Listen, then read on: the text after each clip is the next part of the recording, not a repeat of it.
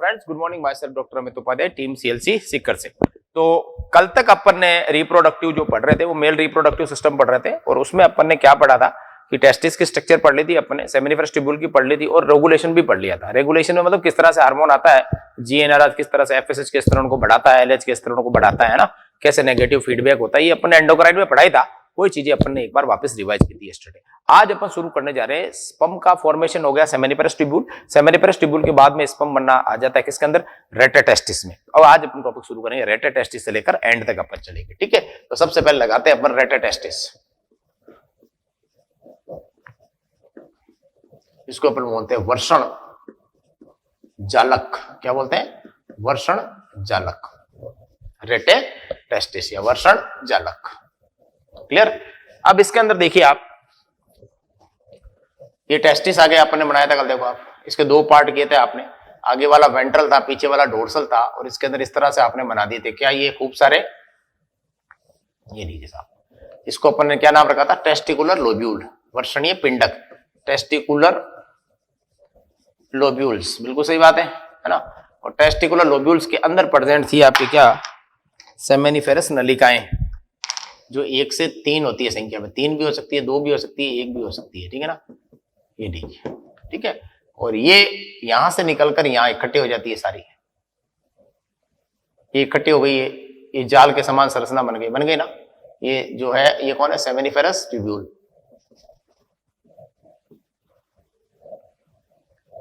Seminiferous tubules, clear? ये network बन गया, ये नेटवर्क बन गया, ये जाल बन गया सारा। इस जाल को आप बोलोगे अब क्या? रेटेटेस्टिस। क्या बोलोगे? रेटेटेस्टिस। यानी कि परिभाषा क्या हो गई इसकी कि सेमिनिफेरस न्यूक्लियस के अंदर शुक्राणु का निर्माण हो गया। अब ये शुक्राणु बनकर कहां आ जाएंगे? यहां पर इस टेस्टिस के डोर्सल पार्ट में आकर पूरी ये सेमिनिफेरस ट्यूब्यूल इकट्ठी हो जाएगी और एक जाल बना लेगी, जिसको अपन बोलते हैं रेटेटेस्टिस। ध्यान रखिएगा, रेटेटेस्टिस यानी सबसे पहले स्पर्म किसके अंदर आया? कौन सी नलिका के अंदर आया? सेमिनिफेरस ट्यूब्यूल से रेटेटेस्टिस में आया, ठीक है ना। तो ये होगी बात रेटेटेस्टिस की। अब इस रेटेटेस्टिस से कहां जाएगा वो अपन अभी बात करेंगे। पहले आप ये बना लीजिए, फिर मैं लेता हूं दूसरा। रेटेटेस्टिस से सबसे बाद में, उसके बाद में आता है ये वासा इफ्रेंसिया में। किसमें आता है? वासा इफ्रेंसिया में। ध्यान रखना, बहुत इंपॉर्टेंट, कई बार क्वेश्चन पूछा गया है ये। वासा इफ्रेंसिया में आता है, ध्यान रखिएगा।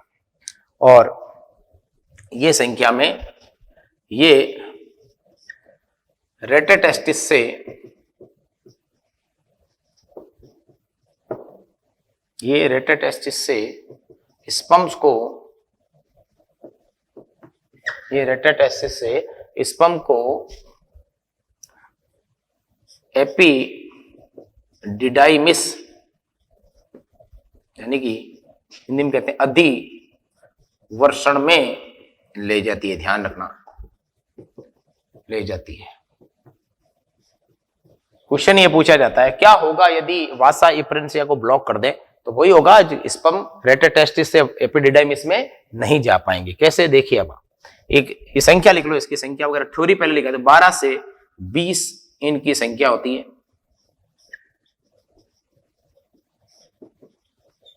करेक्ट।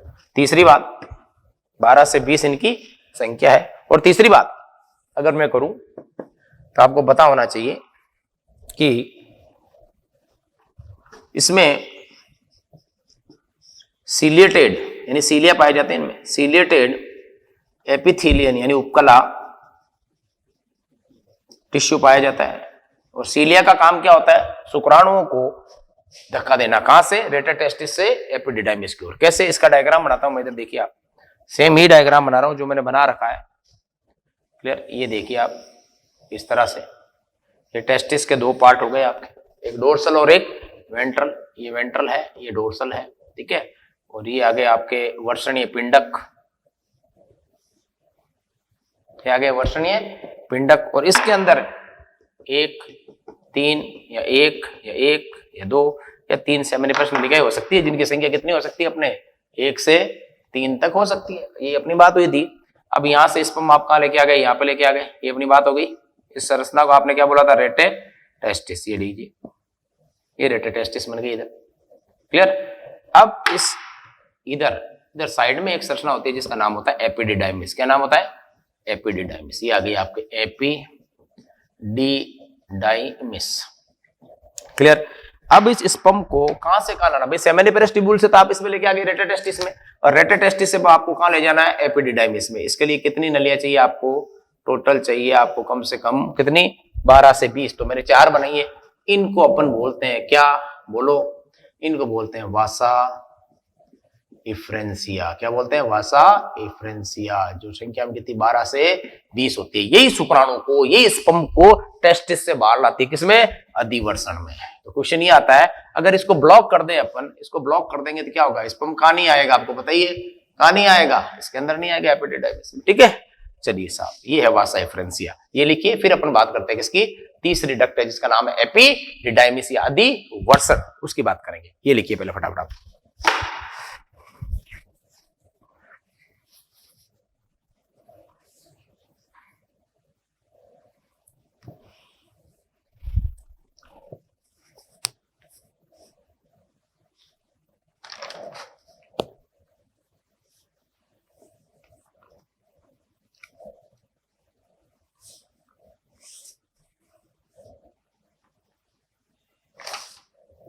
हो गया साहब, चलिए।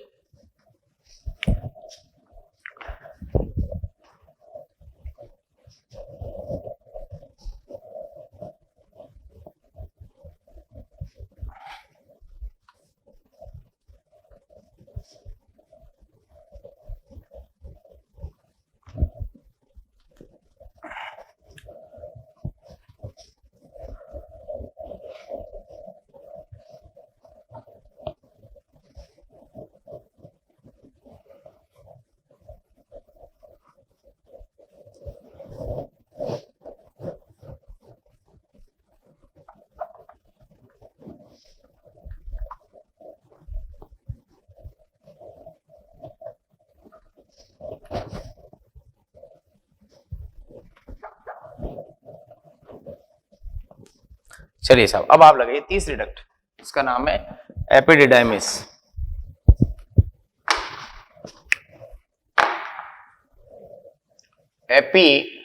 एपिडिडाइमिस हिंदी में कहते हैं अधिवर्षण। ठीक है, अभी एपिडिडाइमिस क्या देखिए, ये टेस्टिस बना दिया मैंने, इसके 2 पार्ट बना दिए मैंने। ये लो, ये आ गया वेंट्रल, ये आ गया डोर्सल, ये आ गया टेस्टिकुलर लोब्यूल। ठीक है, और इसके अंदर आ गई सेमिनिफेरस ट्यूब्यूल। ये सारी बाहर आकर क्या बना देगी, यहां पर रेटे टेस्टिस। क्लियर। और रेटे टेस्टिस से यहां पर ये संरचना टेस्टिस की पृष्ठ सतह पर, ध्यान रखना कौन सी सतह पर, पृष्ठ, डोर्सल साइड में है, पीछे की ओर डी लिखा हुआ है, देखो आप, ये आगे नली इस तरह से ये निकलेगी होती है। क्लियर, ये है एपिडिडाइमिस। एपिडिडाइमिस बहुत इंपॉर्टेंट है, क्वेश्चन पूछा जाता है यहां से। क्या है, इसके 3 पार्ट है, 1, 2 और 3। कितने पार्ट है इसके, 3। जो ऊपर वाला पार्ट है इसको अपन बोलते हैं कैपुट कॉर्पस, ये बोलते हैं इसको कैपुट, इसको बोलते हैं कॉर्पस, और इसको पूंछ को बोलते हैं नीचे वाले भाग को कोडा। यानी कि कैपुट एपिडिडाइमिस, कॉर्पस एपिडिडाइमिस, है ना।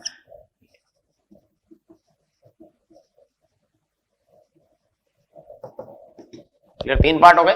अब ये यहां से अपन को पता है स्पर्म को लेकर कौन आई, वो डायग्राम बना हुआ देखो अभी तक। ये कौन आ रही है यहां तक लेकर, ये वासा इफ्रेंसिया। ये कौन आ रही है, वासा इफ्रेंसिया। ये लेकर आ जाएगी स्पर्म को यहां आ गया स्पर्म, ये क्या आ गया आपके, स्पर्म इधर आ गया। अब यहां पर स्पर्म के अंदर क्या क्या होगा, देखो पहली बात कुछ काम की चीजें मैं आपको लिखाता हूं। पहली काम की चीज देखिए आप, इसमें शुक्राणु यानी स्पर्म्स का टेम्परेरी यानी अस्थायी 1 महीने तक ज्यादा से ज्यादा टेम्परेरी स्टोरेज होता है, उसके बाद में यही नष्ट हो जाते हैं। स्टोरेज होता है, अस्थायी संग्रहण होता है, एक बात ये रख रहे हैं आप। दूसरा इसके अंदर क्या होता है, इसमें 1 मंथ के बाद में, कितने 1 मंथ के बाद में फेगोसाइटिक सेल, कौन सी सेल इसके अंदर ही होती है, एपिडिडाइमिस के अंदर ही फेगोसाइटिक सेल्स इन्हें नष्ट कर देती है। क्लियर। तीसरी बात,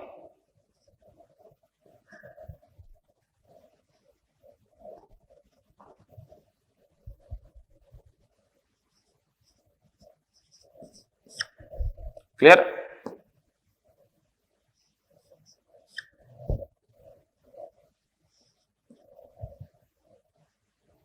नष्ट कर देती है। तीसरी बात क्या है इसकी, देखो आप कि इसमें जो आपके स्टीरियोसीलिया पाए जाते हैं। क्या पाए जाते हैं? स्टीरियोसीलिया। दृढ़ पक्षमाप कहते हैं, सीलिया नहीं है, ध्यान रखना। स्टीरियोसीलिया अपने पहले लिखा था, इसके अंदर अपने वासा एफ्रेंसिया के अंदर अपने सीलिया लिखा था, लेकिन इसके अंदर अपन क्या लिख रहे हैं? स्टीरियोसीलिया लिख रहे हैं। तो ध्यान रहे आप, स्टीरियोसीलिया प्रेजेंट है जो पृष्ठीय क्षेत्रफल को बढ़ाते हैं, यानी सरफेस एरिया को बढ़ाते हैं, पृष्ठीय क्षेत्रफल को बढ़ाते हैं, ताकि स्पर्म ज्यादा से ज्यादा क्या हो? संग्रहित हो, बढ़ाते हैं। एरो लगा दिया ऊपर, इसका मतलब हो गया बढ़ाते हैं।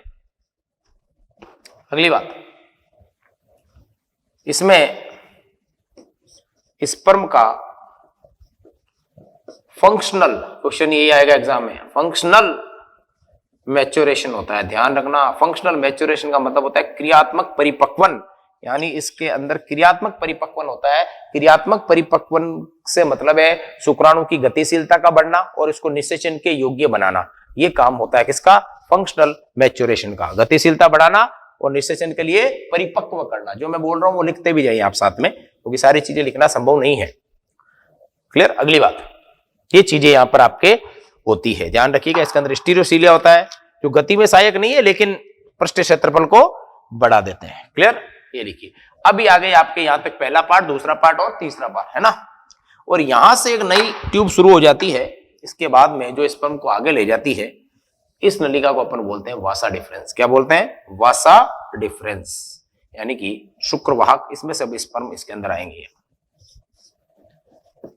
ये आ गया वासा डिफरेंस। क्लियर। अब आप हेडिंग लगाओ, हमने स्पर्म को कहां लेकर आ गए? यहां तक लेके आ गए। अब यहां से किसमें जाएगा? वासा डिफरेंस में। ठीक है, तो हेडिंग लगाइए वासा डिफरेंस। आगे चलते रहेंगे अपन, जैसे जैसे रूट चलेगा ये।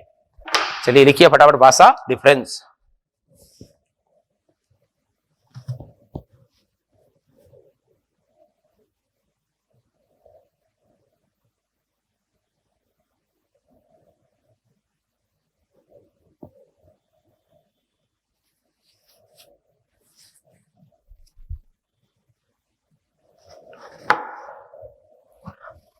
हो गया भाई, चलिए साहब।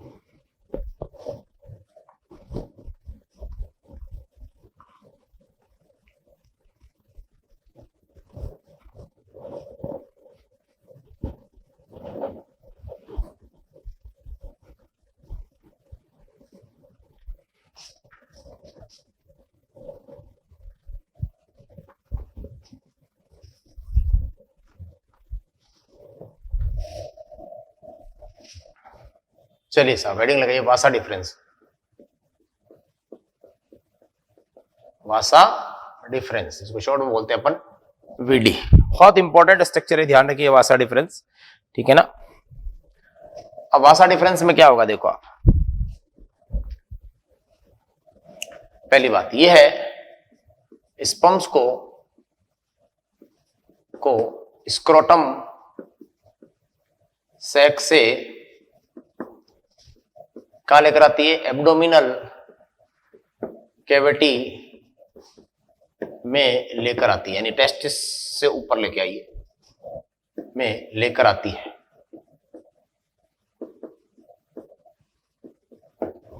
क्लियर। पहली बात तो ये। दूसरी बात, जो वासा डिफरेंस है ना, ये बिल्कुल सीधी सी बात है। वासा डिफरेंस को यदि काट दिया जाए, पुरुष नसबंदी कहते हैं उसे, काट दिया जाए तो इसे पुरुष, महिलाओं में भी होती है पुरुष नसबंदी कहते हैं, जिसको इंग्लिश में अपन कहते हैं वेसेक्टोमी। क्या कहते हैं? वेसेक्टोमी।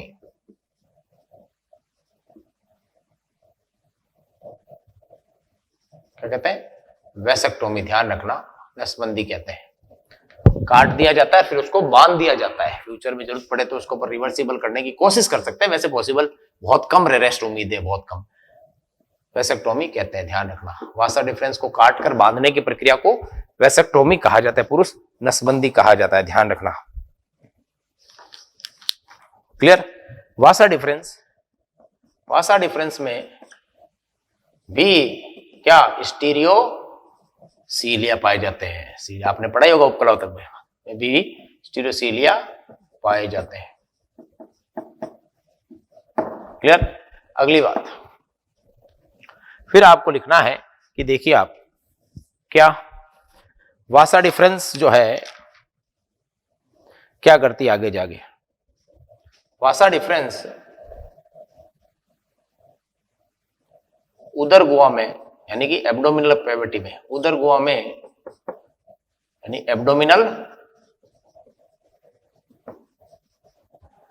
कैविटी में प्रवेश करके, एब्डोमिनल कैविटी में प्रवेश करके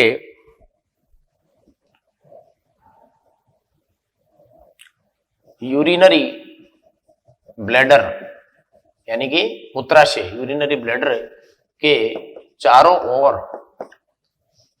मतलब ब्लैडर के चारों ओर पीछे से घूम के आगे आती है ना, चारों ओर लूप बनाती है। क्या बनाती है? लूप बनाती है। यूरिनरी ब्लैडर के चारों ओर भी, तो यूरेटर के चारों ओर भी बनाती है। यूरिनरी ब्लैडर के भी एंड यूरेटर के पीछे से, मूत्राशय और इन दोनों के पीछे से निकाल बनाती है। वासा डिफरेंस में शुक्राशय यानी जिसको अपन बोलते हैं सेमिनल वेसाइकल नामक ग्लैंड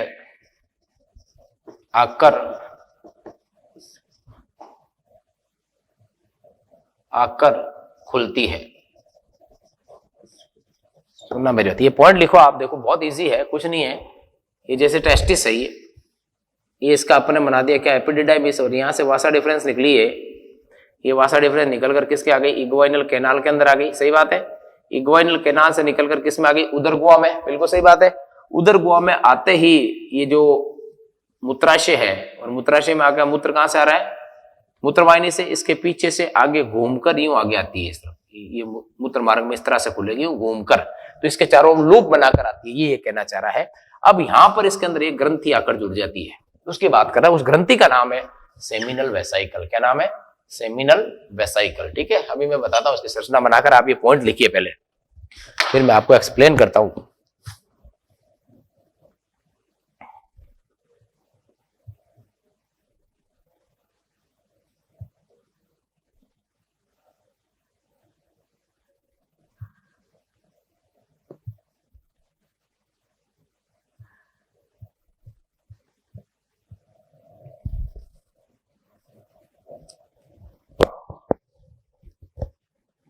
ओके, चलिए साहब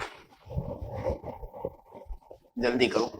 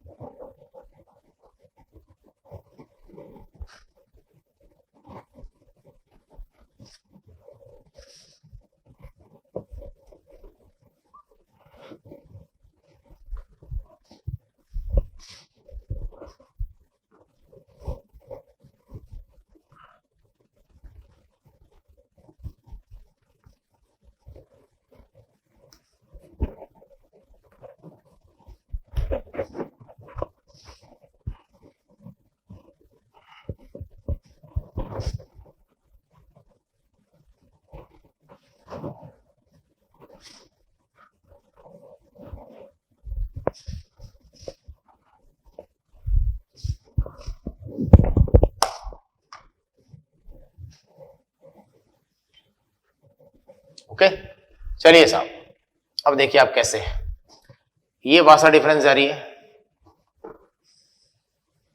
ये जा रही है कौन, वासा डिफरेंस, वासा डिफरेंस शॉर्ट में लिख रहा हूं वीडी, और इसके अंदर प्रेजेंट है स्टीरियोसीलिया, और ग्लैंड भी है नो डाउट स्टीरियोसीलिया। अब यहां आकर एक ग्लैंड आकर इसमें जुड़ जाती है, ये लीजिए बिल्कुल, यहां से स्पर्म आ रहे हैं इधर से, यहां आकर ये ग्लैंड जुड़ गई एक, क्लियर। इस ग्लैंड के अंदर सीक्रेशन भरा पड़ा है। अब देखो आप, इसके अंदर आपके इस ग्लैंड का नाम है सेमिनल वेसाइकल। क्या नाम है, सेमिनल वेसाइकल। ये संख्या में 2 होते हैं, एक राइट साइड में होगा और एक लेफ्ट साइड में होगी, ठीक है। तो सेमिनल वेसाइकल के अंदर जो फ्लूइड होता है उसे कहते हैं सेमाइनल फ्लूइड। क्या कहते हैं, सेमाइनल फ्लूइड, क्लियर। और ये सेमाइनल फ्लूइड यहां से इसमें मिक्स हो जाएगा। अब बात आती है सेमाइनल फ्लूइड में होता क्या है, वो बाद में बात करेंगे। ये जुड़ने के बाद में ये किसकी आ गई आपके, ये डक्ट आ गई, किसकी, सेमाइनल ग्लैंड की डक्ट आ गई। ये सीक्रेशन सारा इधर आ गया, ये स्त्रवण इधर आ गया, ये सारा का सारा क्या आ गया, इस ग्लैंड का स्त्रवण यहां आ गया। अब यहां पर देखो, ये जो नलिका बनी है यहां पर तो केवल इसका नाम क्या था, वासा डिफरेंस, लेकिन ये डक्ट जुड़ने के बाद में अब इसका नाम हो गया किसका, क्या नाम हो गया, इजाकुलेटरी डक्ट। क्या नाम हो गया, बिल्कुल सही कह रहे हो आप, इजाकुलेटरी डक्ट। इसी को अपन कहते हैं स्खलन नलिका। और ये स्खलन नलिका आगे जाकर खुलेगी किसमें, मूत्र मार्ग में। किसमें, मूत्र मार्ग, जिसको अपन बोलेंगे यूरिथ्रा। किसमें खुलेगी, यूरिथ्रा के अंदर जाकर ये खुलती है, ठीक है। ये ध्यान रखिएगा, बहुत इंपॉर्टेंट बात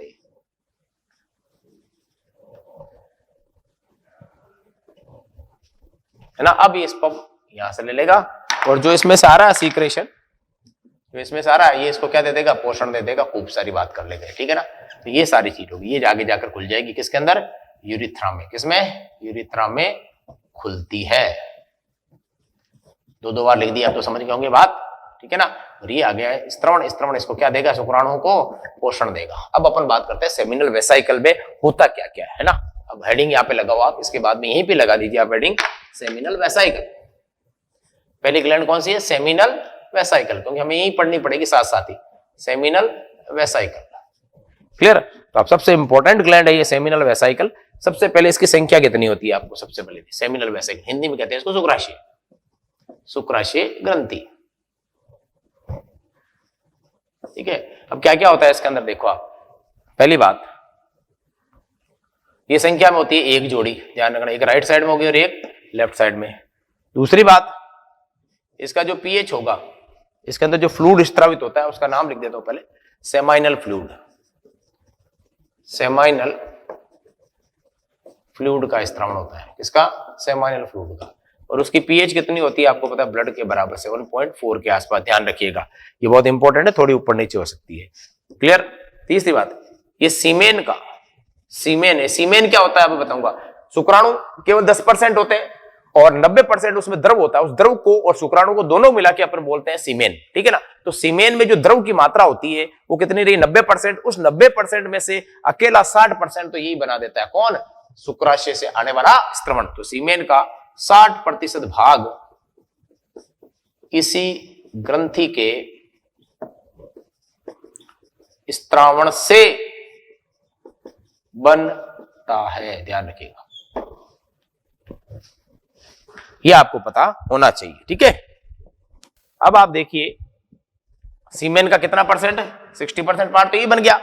अब आगे देखिए सीमेन फ्लूइड में, जिसको अपन बोल रहे हैं सेमाइनल फ्लूइड, इसमें और क्या क्या चीजें होती है देखो। इसमें आपको याद रखना है कि क्या क्या चीजें है। देखो इसमें फ्रुक्टोज शुगर सबसे इंपॉर्टेंट है, फ्रुक्टोज, फ्रुक्टोज शुगर, ये क्या करती है, स्पर्म को क्या देती है, पोषण देती है, ओके। पहली बात तो ये। दूसरी बात, इसमें कुछ एमिनो एसिड भी होते हैं। क्या क्या चीजें हैं देखो आप, दूसरा एमिनो एसिड भी होते हैं जो प्रोटीन सिंथेसिस करा लेते हैं, रिपेयरिंग करा लेते हैं, ठीक है ना। और फिर आता है इसके अंदर आपके फाइब्रिनोजन, तीसरा होता है फाइब्रिनोजन। और फाइब्रिनोजन होने की वजह से स्पर्म्स एक साथ संग्रहित हो जाते हैं, इकट्ठे हो जाते हैं, झुंड बन जाता है, संग्रहित रहते हैं, यानी स्पर्म सारे के सारे स्टोर हो जाते हैं, एक जगह इकट्ठे हो जाते हैं। ये बहुत इंपॉर्टेंट है, यहां से क्वेश्चन पूछा जाता है, आपको ध्यान रखिएगा। फिब्रिनोजन बहुत इंपॉर्टेंट है, जो शुक्राणु को सबको आवश्यक है, ठीक है। इसके अलावा एक और चीज होती है जिसको अपन कह सकते हैं प्रोस्टाग्लैंडिन्स। क्या कहते हैं? प्रोस्टाग्लैंडिन्स। ये प्रोस्टाग्लैंडिन्स क्या करता है? एक तरह का लोकल हार्मोन है ये जो शुक्राशय है, जिसको अपन बोल रहे हैं सेमिनल वेसाइकल की चिकनी पेशियों में, स्मूथ मसल ही होती है इसमें, स्मूथ मसल्स में कॉन्ट्रैक्शन करता है भाई, संकुचन करता है, जिससे कि अंदर वाला जो फ्लूइड है वो कहां जाएगा? इस नलिका के अंदर आ जाएगा। किसमें? इजाकुलेटरी डक्ट में। पहले नाम था वासा डिफरेंस, अब नाम चेंज हो गया इजाकुलेटरी डक्ट। इसके ज्वाइन करने के बाद में, शुक्राशय के ज्वाइन करने के पश्चात, ठीक है। ये ग्लैंड हो गई।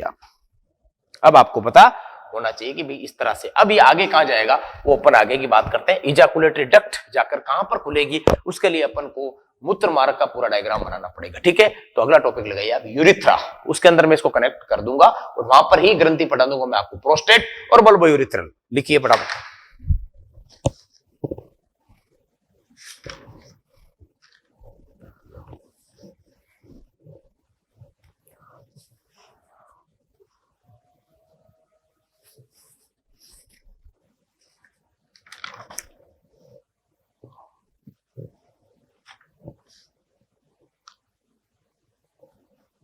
चलिए हो गया, हेडिंग लगाइए मूत्र मार्ग, यूरिथ्रा।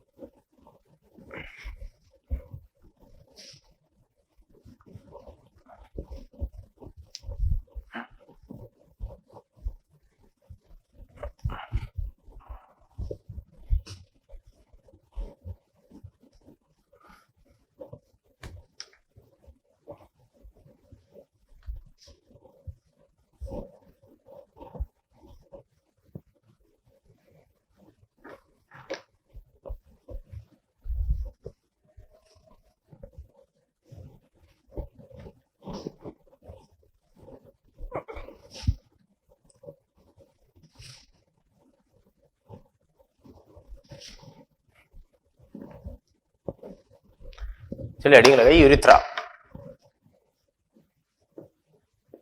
इसको अपन बोलते हैं मूत्र मार्ग। अब इस यूरिथ्रा में देखिए आप, ये आ गया यूरिनरी ब्लैडर, ये तो बनाना ही पड़ेगा आपको, और यहां से आ गया यूरिथ्रा, मेल का बना रहे हैं अपन, और ये पूरा भाग आ गया आगे, और ये आ गया यहाँ तक। ये अपन ने तो उत्सर्जन तंत्र में भी पढ़ा है ये, ठीक है। तो अब आप देखिए, ये आ गया इंटरनल स्फिंक्टर, और यहां पर आ गई ग्रंथि जिसका नाम है प्रोस्टेट ग्रंथि। क्या नाम है? प्रोस्टेट ग्रंथि। इधर से मूत्र आएगा, यूरिन, ओके। यहां तक का जो भाग है, जहां तक प्रोस्टेट ग्रंथि है, ये हो गया एक भाग, ये हो गया इसका दूसरा भाग, है ना। यहां पर होता है एक्सटर्नल स्फिंक्टर, ये तो होगी प्रोस्टेट ग्लैंड, जो केवल नर में पाई जाती है, ठीक है, संख्या में केवल एक ही होती है। और दूसरा आ गया ये इंटरनल स्फिंक्टर है, ये तो ये एक्सटर्नल है। ये दूसरा पार्ट आ गया, यह नाम है इसका मेम्ब्रेनस, ये झिल्लीनुमा होता है, इसका नाम है मेम्ब्रेनस यूरिथ्रा। तीन तरह के यूरिथ्रा है। ये पहला वाला कौन सा हो गया? पहला वाला हो गया प्रोस्टेटिक यूरिथ्रा, ये प्रोस्टेटिक हो गया, ये मेम्ब्रेनस हो गया, और लास्ट वाला जो है ये वाला हो गया आपके एक नंबर, ये दो नंबर, और इसको अपन बोलते हैं स्पॉन्जी या पेनाइल यूरिथ्रा, ठीक है। ये हो गई बात। अब अपन बात करते हैं, ये तो क्या है, ये तो अपन को पता ही है, एक्सटर्नल स्फिंक्टर है, इसलिए दिमाग लगाना ही नहीं है इसको। ये तो क्या है अपने एक्सटर्नल स्फिंक्टर है, ये आपको उसमें पढ़ाया है मैंने एक्सक्रीटरी में। जो क्या होता है, वॉलंटरी होता है, क्योंकि कंकाली पेशियों से मिलकर बना हुआ है, ठीक है ना। तो ये टोटल देख लो कितने पार्ट हो गए यूरिथ्रा के, 1 2 और 3, ठीक है। अब यहां पर एक ग्लैंड होती है, देखो यहां पर यहाँ पर एक ग्लैंड होती है, एक इस तरफ है और एक इस तरफ है, जो यहाँ पर अपना स्त्रवन डालती है यहाँ से। इस ग्लैंड का नाम है बल्बो यूरिथ्रल ग्लैंड। क्या नाम है? Bulbo urethral gland. जो संख्या में कितनी होती है? 2, एक राइट में और लेफ्ट में। क्लियर? तो कितनी ग्लैंड होगी देखो आप, एक तो होगी प्रोस्टेट ग्लैंड जो संख्या में 1 है, एक होगी बल्बो यूरिथ्रल और एक हमने पढ़ ली है सेमिनल वेसाइकल। इसी का दूसरा नाम है क्या? या इसको बोलते हैं अपन काउपर ग्लैंड।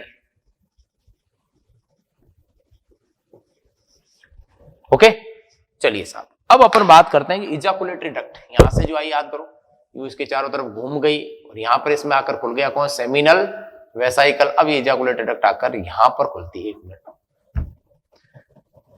ये इजाकुलेटरी डक्ट यहां पे आके इस जगह खुलती है, यहाँ पर इधर से भी और इधर से आ रही है, वो भी तो आएगी इधर से भी, ये 2 आती है, ये घूम के ये यहाँ पर जुड़ गया सेमिनल वेसाइकल और आके ये आकर यहाँ पर खुल जाएगी। ये राइट से आ रही है और एक लेफ्ट से आ रही है। ये तो कौन सी है? वासा डिफरेंस है। ये गोला बना, ये क्या? सेमिनल वेसाइकल है। समझ आना बात भाई? और यहां से जो नली बन गई है ये कौन सी है आपके? ये जो है वो है इजाकुलेटरी डक्ट, स्खलन नलिका। ये आकर यहाँ पर खुल गई है, देखिए यहाँ किसमें? कौन से वाले पार्ट में खुली है? प्रोस्टेटिक यूरेथ्रा में खुलती है आकर। ये भी प्रोस्टेटिक में खुलता है, ये भी प्रोस्टेटिक, और यहां से ये इधर आ जाएगी। ये आ गया बात जिसको मूत्र मार्ग कहते हैं, ये यूरिनरी यूरिथ्रल मीटस, जिससे यूरिन भी आता है प्लस शुक्राणु है तो क्या आएंगे? स्पर्म भी, दोनों निकलते हैं यहां से। ये 3 पार्ट हो गए इसके, कौन कौन से? ठीक है। और ये आगे बल्बो यूरिथ्रल ग्लैंड है। ये आगे बात यूरिथ्रा की। अब अपन बात करते हैं सबसे पहले प्रोस्टेट ग्लैंड की। प्रोस्टेट ग्लैंड, इसके बारे में 2-3 चीजें आपको पता होनी चाहिए। पहली बात, ये जो प्रोस्टेट ग्लैंड है, जो प्रोस्टेट ग्लैंड है, ये 30%, वो कितना था? 60 और 30%, कितना? 30% सीमेन का भाग बनाती है। ध्यान रखना, 60% तो उसने बनाया था, इसने कितना परसेंट बनाया था? 60%। इसने कितना बना दिया है? 40%, ना 30, ये बना दिया कितना? 30%। तो 30 और 60 90%, और 10% क्या आ रहे हैं? स्पर्म आ रहे हैं। टोटल मिलाए तो ये सीमेन बनेगा, ठीक है ना? 30% भाग बनाती है। क्लियर? केवल मेल में होती है, फीमेल में नहीं है, ध्यान रखना, फीमेल में एब्सेंट है। क्लियर? स्त्रावित होने वाले द्रव्य को अपन कहते हैं प्रोस्टेटिक फ्लूइड। क्या बोलते हैं? Prostatic fluid. क्लियर? और ये इससे क्या होता है? स्त्रावित होता है। लिख दीजिए आप, स्त्रावित होता है। क्लियर? अगली बात अगर आप देखते हो तो बहुत इंपॉर्टेंट बात है कि प्रोस्टेट के अंदर क्या क्या चीजें होती है, देखो आप। ठीक है, सबसे पहले इसकी पीएच देखो आप। पीएच की बात करें तो 6.6 से 6.8 के बीच में होती है, ध्यान रखना, 6.6 से 6.8 के बीच में होती है। अब इसके अंदर प्रोस्टेटिक फ्लूइड में होता क्या क्या वो देखिए आप। सिट्रिक एसिड होता है, क्या होता है देखो आप, सिट्रिक एसिड होता है जो सेल डिवीजन को बढ़ाता है। क्लियर? और दूसरा इसके अंदर आपको सबसे इंपॉर्टेंट चीज होती है वो होती है फिब्रिनोलाइसिन। फिब्रिनोलाइसिन, ध्यान रखिए, इसमें मैंने आपको बताया था फिब्रिनोजन जो शुक्राणुओं को क्या रखता है? मिक्स करके रखता है, और फिब्रिनोलाइसिन क्या करता है? शुक्राणुओं को अलग कर देता है ताकि वो वेजाइना में, मादा जननांग में आसानी से ट्रेवल कर सके। फिब्रिनोलाइसिन ये स्पर्म को क्या कर देता है? अलग अलग कर देता है, सेपरेट कर देता है, अलग अलग कर देता है, क्योंकि फिब्रिनोजन ने इसको क्या कर रखा था? इकट्ठा कर रखा था। फिर इसके अंदर और क्या मिलता है आपको? और भी खूब सारी चीजें मिलती है, जैसे प्रोस्टेटिक स्पेसिफिक एंटीजन एंजाइम होता है कुछ, प्रोस्टेटिक स्पेसिफिक एंटीजन, ये बहुत इंपॉर्टेंट होता है ना, जिसको अपन बोलते हैं PSA। क्लियर? ये सारी चीजें। ओल्ड एज में इसमें सूजन आ जाती है, ओल्ड एज में इसमें क्या आ जाती है? सूजन आ जाती है, जिसको अपन बोलते हैं प्रोस्टेटाइटिस। क्या बोलते हैं? स्टेटाइटिस। ये ध्यान रखना, ये बुढ़ापे में इसमें सूजन आ जाती है, संक्रमण ज्यादा होता है, इसलिए यूरिन जो होता है वो धीरे धीरे सूज जाती है, ये इसलिए यूरिथ्रा का आंतरिक रास्ता छोटा हो जाता है और यूरिन जो है वो ड्रॉप बाय ड्रॉप आना शुरू हो जाते हैं। इसको अपन बोलते हैं प्रोस्टेटाइटिस। ठीक है, ये हो गई बात किसकी? प्रोस्टेट की। अब बात करते हैं अपन किसकी, बल्बो यूरिथ्रल की। तो ये आप लिखिए, और इतना मैटर बहुत है आप मेरे हिसाब से आपके आज के लिए। कल अपन बात करेंगे बल्बो यूरिथ्रल और इस छोटे से पार्ट पेनिस की, ठीक है। तो गाइस कल मिलते हैं आपसे वापस, तब तक आप इसको पढ़ना शुरू कीजिए। Male reproductive system almost complete हो चुका है, कल अपन शुरू कर देंगे female reproductive system. Okay, until you take care of yourself, thank you.